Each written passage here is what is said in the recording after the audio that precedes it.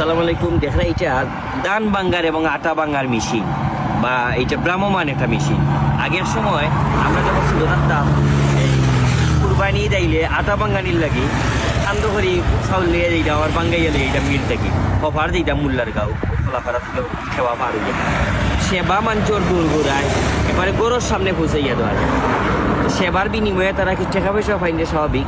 এইরকম সিটি কর্পোরেশনের বেশ কয়েকটা সেবা আছে যেগুলো আমরা চাইলে মানুষের গরু হসে দিতাম পারবো, মানুষের স্বতঃস্ফূর্ত থাকবা যে কোনো কিছু দিতেও।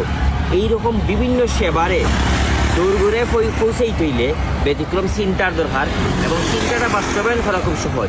একটা গ্রামও যদি এরকম একটা মেশিন দিয়া মানুষের ধান বাঙানি, চাউল বাঙানি, আটা বানানি সেবা দেওয়া যায়, তাহলে শহরও আমরার যে সুবিধা আছে, যে সুযোগ আছে, এগুলা দিয়ে আমরা অনেক জিনিস, অনেক প্ল্যান আছে, এমন অনেক জিনিস আমরা মানুষের ঘরে ঘরে হোম সার্ভিস দিয়ে সেবা দিতে পারবো। এটা সম্ভব। এটা গ্রামে দেখো আটা বাঙ্গানি হত, ঠিক তেমনি সিটি কর্পোরেশন আমরা মনে করি যে অনেক কিছু দেওয়া সম্ভব।